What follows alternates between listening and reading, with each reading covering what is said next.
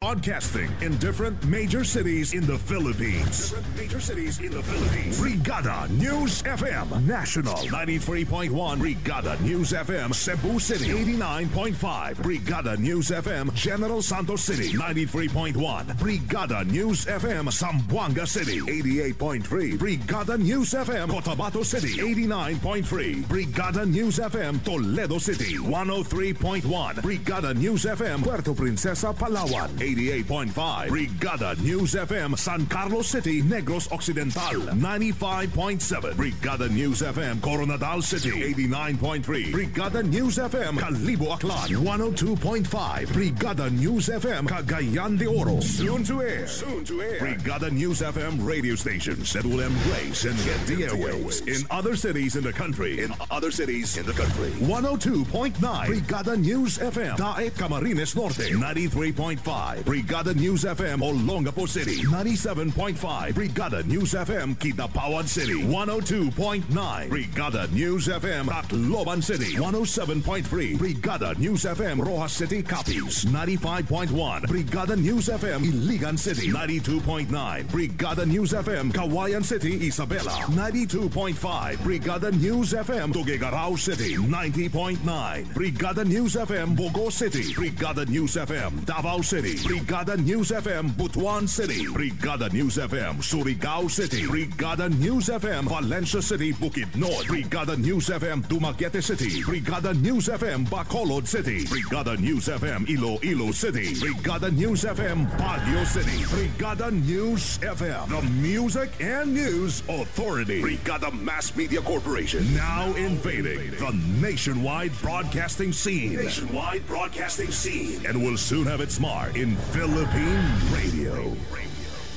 One time, the new Filipino time, alas 4:01 ng hapon, mga kabrigada. That time check was brought to you by Power Cells Herbal Capsule. Tuldukan ang sakit. Siksik sa mga bagong balita. Rinig sa buong bansa.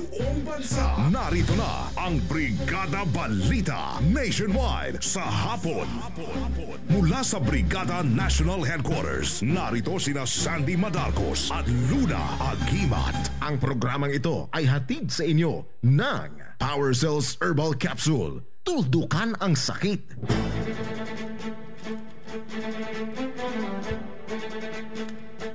Siksik sa mga bagong balita. Brigada Balita Nationwide. Brigada News Headlines. Sa ulo ng ating mga balita, DFA, idinipensa na rin ang kanselasyon ng Pag-asa Project. 10,000 insidente ng pagpatay na itala ng PNP sa loob ng 7 buwan. Operasyon ng MRT at LRT, hawak na ng gobyerno. Rollback ng presyo ng produktong petrolyo nakatagda. At Manny Pacquiao, pinagkokomento ng Supreme Court sa hiling na bawiin ng TRO laban sa pagkolekta ng utang na buwis. Brigada Balita Nationwide. Magandang hapon mga kabrigada, hatid ng Brigada News FM Philippines ang Brigada Balita Nationwide. Mula rito sa Brigada National Headquarters, kami po ang inyong mga tagahatid balita. Brigada Sandy Madarcos. Brigada Cheryl Ann Aldave. At Brigada Luna Agimat. Araw po ngayon ng Lunes, October 6, 2014. 80 days na lamang before Christmas mga kabrigada. Puntahan na natin ang detalye ng ating mga balitang nasyonal. Brigada National! Ang bahaging ito ay hatid sa inyo ng Power Cells Herbal Capsule. Tuldukan ang sakit. Idinipensa rin ngayon ng Department of Foreign Affairs ang desisyon ng Pangulong Benigno Aquino III na ipagpaliban ang ginagawang infrastructure upgrade ng Pag-asa Island sa bahagi ng West Philippine Sea sa gitna ng namamagitang tensyon sa pagitan ng China at Pilipinas. Sa panayam ng Brigada News FM KDFA spokesperson Charles Jose, iginiit nito na ang Pangulo umano ang nakakaalam kung ano ang makabubuti para sa pambansang interes at bilang architect ng foreign policy, dapat anyang suportahan ito. Una ring tiniyak ni Deputy Presidential Spokesperson Abigail Valte na hindi makakaapekto sa posisyon ng Pilipinas sa nakabinbing protesta sa United Nations Convention on the Law of the Sea laban sa Beijing ang desisyon ni Pinoy. Dagdag naman ng DFA official, nakahanda rin umano silang ipatupad anuman ang magiging posisyon ng punong ehekutibo. Siksik sa mga bagong balita. Brigada Balita Nationwide. Sa dagdag na balita, wala umanong nahigit ang problema ng Department of Foreign Affairs sa ginawang pagsalita ni Party Representative Walden Bello sa harap ng mga nagpoprotesta ng mga pro-democracy groups sa Hong Kong. Sa panayam ng Brigada News FM kay DFA spokesperson Charles Jose, ginagalang umano ng gobyerno ang karapatan ni Bello na maghayag ng kanyang saloobin at malinaw naman na hindi ito ang opisyal na posisyon ng pamahalaang Pilipinas. Hindi rin anya nire-representa ni Bello ang buong legislation sa kanyang pagpunta sa lugar. Si Bello ay nagsalita sa harap ng libo-libo mga anti-government groups sa mismong Central Business District ng Hong Kong para ipaabot umano ang suporta ng sambayanang Pilipino sa tinataguyod na pagpapanumbalik ng demokrasya sa Hong Kong. Brigada Balita Nationwide. Pinagkokomento ng Korte Suprema si Pambansang Kamao Manny Pacman Pacquiao sa hiling ng Bureau of Internal Revenue na bawiin ang temporary restraining order na ipinalabas ng hukuman laban sa pagkolekta ng BIR sa kanya umanong 2 bilyong pisong utang sa buwis. Matatanda ang nagpalabas ng SC 3rd Division ng temporary restraining order na pumipigil sa kautusan ng Court of Tax Appeals na nag-aatas kay Pacquiao na maglagak ng 3 bilyong pisong halaga ng cash bond o 4 na bilyong pisong surety bond. Bukod sa paglagak ng bond, pinigil din ng SC ang CDA 1st Division sa pagdaraos ng pagdinig sa nasabing kaso. Gayon din ang pagpapairal ng warrant of distraint and levy na inisyo ng BIR laban sa mga bank account ni Manny Pacquiao. Ibig sabihin, hindi muna maaaring kolektahin ng BIR ang di umano'y utang sa buwis ng Pambansang Kamao. Sa resolusyon ng Korte Suprema, binigyan nito si Pacquiao ng 10 araw para tumugon sa motion for reconsideration ng BIR. Sa hiwalay na motion, hiniling din ng BIR sa Korte Suprema na magdaos ng pagdinig sa kanilang inihaing apela. Brigada Balita Nationwide sa hapon. Sir Chief PNP Controversy. Sir Chief PNP Controversy Update. Maganda lang umano ang architectural design ng bahay ni PNP Chief Director General Alan Purisima sa barangay Magpapalayok, San Leonardo, Nueva Ecija, kaya nagmukha itong parang mansyon. Sinabi ni na Attorney Toby at Attorney Tito Purisima, mga abogado ni General Purisima, maling-mali na ihambing sa mga magagarang bahay ang nasabing rest house dahil bukod sa recycled materials, ang ilan sa ginamit sa pagpapagawa ng nasabing bahay ay mura lang din umano ang labor sa mga gumawa sa bahay. Ang iba umano sa mga ginamit na materyales ay pawang mga lokal lang din umano, kaya malaki ang natipid ni PNP Chief. Paunti-unti lang din umano ang pagpapagawa nito mula nung taong 2002 nang sinimulang itayo ang bahay hanggang noong 2012 noong i-renovate ang ilang bahagi ng compound. Kaugnay nito, umaasa naman si PNP Chief Purisima na wala nang lalabas sa anumang haka-haka o pagkwestiyon sa kanyang Nueva Ecija rest house ngayong naipakita niya na sa media ang kabuuan nito. Siksik sa mga bagong balita. Brigada Balita Nationwide. Samantala, ipinaubayan ng umano ng Department of Foreign Affairs sa Hong Kong government kung gagawin pang isyu ang pagsasalita ni Party Representative Walden Bello sa harap ng mga pro-democracy protesters na sa nabanggit na Special Administrative Region. Sa panayam ng Brigada News FM kay DFA spokesperson Charles Jose, ipinaliwanag ng opisyal na personal na inisyatibo umano ni Bello ang pagtungo sa Hong Kong at walang kaugnayan dito ang kanyang trabaho bilang mambabatas ng Pilipinas. Kaugnay nito, patuloy pa rin umanong nakatutok ang DFA sa mga gaganapan sa Hong Kong para matiyak ang kaligtasan ng mga kababayan. Muli namang nanawagan ng opisyal sa mga kababayan na iwasan ang pagtungo sa mga lugar na sentro ng demonstrasyon para maiwasan na madamay sa kaguluhan. Siksik sa mga bagong balita. Brigada Balita Nationwide. Ipinauubayan na ng kasalukuyang administrasyon sa susunod na pamahalaan ang pagsagot kung papayagan nito ang Constitutional Convention pagkatapos ng 2016. Sinabi ni Presidential Spokesman Edwin Lacerda na hindi na nila saklaw ang issue kung isusulong ang CONCON pagkatapos ng 2016 dahil tapos na umano ang termino ni Pangulong Noynoy Aquino pagdating ng panahon na yan. Nilinaw naman ni Lacerda na hindi nila ito na pag-uusapan pa sa palasyo dahil nakatuon ngayon ang atensyon ng Aquino administration sa paghahabol na maisakatuparan ang programang pangreforma ni Pinoy. Matatandaan na ipinanukala ni Caloocan Congressman Edgar ang CONCON. Siksik sa mga bagong balita. Brigada Balita Nationwide. Samantala, puntahan naman natin ang Palasyo ng Malacanang. Palasyo dumistansya sa Pinoy o Rojas Bet sa 2016. Ang report ihatid sa atin ni Brigada Leo Malikdem. Brigada Leo, i-brigada mo! Brigada Live Report! Dumistansya ang mga tagapagsalita ng Malacanang sa pahayag ni Caloocan Congressman Edgar Erice na pinagpipilian ng Liberal Party kung si Pangulong Noynoy Aquino pa rin ang magiging pambato ng LP sa 2016 presidential elections o si Interior and Local Government Secretary Mar Rojas. Ayon kay Presidential Spokesman Edwin Lasierda, mas mabuti kung ang Liberal Party nang magpaliwanag hinggil sa kanilang political plan.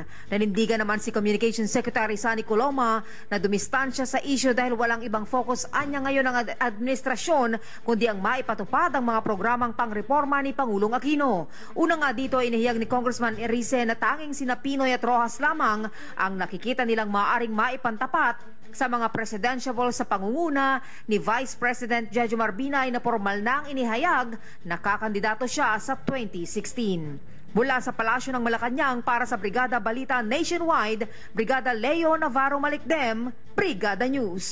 Brigada Balita Nationwide.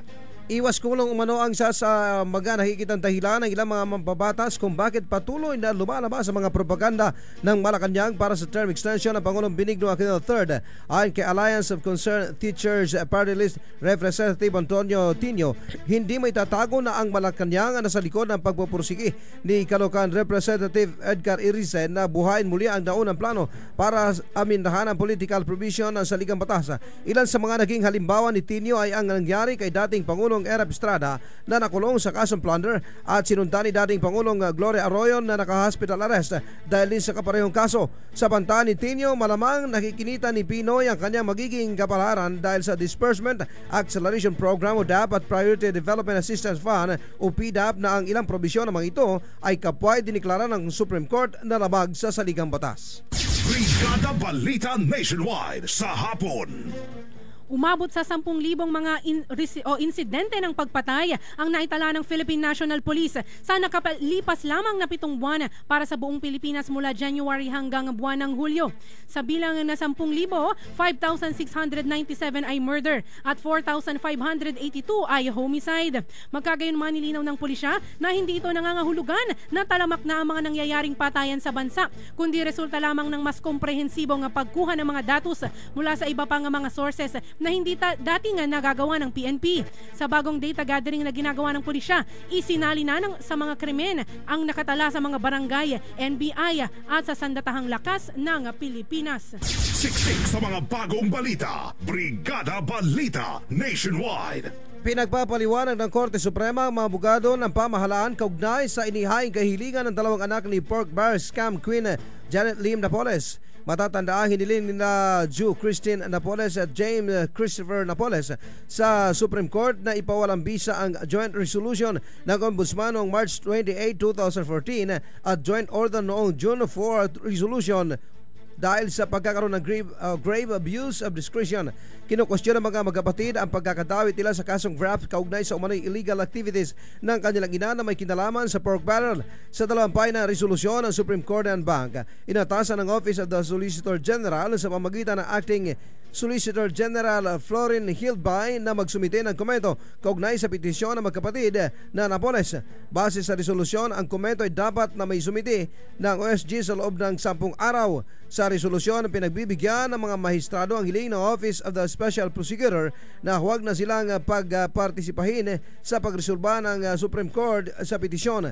Kasabay nito ay pinag-utos ng mataas na tribunal kay Attorney Enriqueta Vidal, ang Clerk of Court ng Supreme Court and Bank, ang posibleng konsolidasyon o pagsasama-sama ng mga petisyon na may kaugnayan sa kaso ng mga anak ni Napoles. Siksik sa mga bagong balita. Brigada Balita Nationwide. Samantala mga kabrigada, matigas, malakas at tatagal na pagkalalaki. Yan ang ilan sa hinahanap ng mga babae. Tama ba ako, Brigada She? Pero alam nyo ba mga kabrigada? Wala no? Ayon sa pag-aaral ay 50% pala ng bilang ng mga kalalakihan sa buong mundo ay hindi binayayaan ng matigas, malakas at tatagal na pagkalalaki, kaya naman hirap silang magkaroon ng erection. Grabe, 50%. ano? Isa ka ba sa mga malas na yan o nandun ka sa upper 50% na maswerte, Brigada Sandy? Hindi, 100% ako maswerte. Ay, ganun. Ngunit sa tulong ng halamang herbal na tongkat ali na isa sa sangkap ng Drive Max Herbal Dietary Supplement Capsule ay maaari nang magkaroon ng tatagal na lakas, walang kupas na tigas at ganang hanggang wakas kagaya ni Brigada Sandy. Kaya naman bumili na ng Drive Max Herbal Dietary Supplement Capsule at inumin ito 30 minutes bago ang love making. Kailangan walang laman ng tiyan at gamitan ng mainit na kape, tsaa, gatas o kahit na tubig lang na malinggam-gam, pwede yan. Ang Drive Max Herbal Dietary Supplement Capsule, mga kabrigada, available na po yan sa mga leading drugstores nationwide. At syempre po tayo ay naririnig din sa Brigada News FM Cebu, Brigada News FM General Santos City, Brigada News FM Zamboanga, Brigada News FM Coronadal, Brigada News FM Toledo City, Cebu, Brigada News FM Cotabato City, at syempre sa Brigada News FM Puerto Princesa, Palawan, Brigada News FM San Carlos City, Brigada News FM Cagayan de Oro City, Brigada News FM Calibo Aklan at Brigada News FM Daet, Camarines Norte. At yan po ang unang bahagi ng ating balita. Live na inihatid sa inyo ng Power Cells Herbal Capsule at syempre ng Drive Max Adult Herbal Supplement. Kasama pa rin si Brigada Sandy, si Brigada She, at ako naman po, Brigada Luna Agimat. Manatiling nakatutok sa Brigada Balita Nationwide sa hapon. One time the new Filipino time, alas 4:15 ng hapon, mga kabrigada. That time check was brought to you by Drive Max Adult Herbal Capsule. Tatagal ka ba? Kailangan mong kumayod ng kumayod ng kumayod. Kaya naman, palagi kang pagod. Pagod. Pagod. Kaya, para sa katawang malusog, Power Cells Herbal Capsule. Power Cells Herbal Capsule. Taglay ang mga sangkap na purong herbal tulad ng garlic, cayenne pepper, mustard seed, at cinnamon bark. Kaya kampante ka sa bawat inom mo ng Power Cells. Dapat malusog ang bawat pamilya. Mag-Power Cells na. Power Cells. Mabibili sa mga butika. No approved therapeutic claims. First year anniversary. Darling, nagustuhan mo ba ang dinner natin sa labas? Ika-5 anniversary. Flowers and chocolates for you, darling. Ika-15 anniversary. Biscuit, darling. Gusto mo? Ika-25 anniversary. Ibalik muli ang labing-labing ninyo ni Darling sa tulong ng Tongkat Ali, Ginseng at Ginkgo biloba na nasa Drive Max Herbal Dietary Supplement Capsule. Kasabay ng tamang pagkain at ehersisyo, parang bagong kasal ulit kayo ni Darling. Drive Max Herbal Dietary Supplement Capsule. Available in all leading drugstores. No approved therapeutic claims. Mag-text o tumawag sa 0932-282-8805 para sa karagdagang impormasyon. Ang Power Cells Herbal Capsule at Drive Max Dietary Supplement Capsule ay available na sa lahat ng South Star Drug, Watson's Drugstore, sa lahat ng Carlos Drugs sa Quezon, at sa lahat ng The Generic Express Pharmacy sa Lipa, Batangas.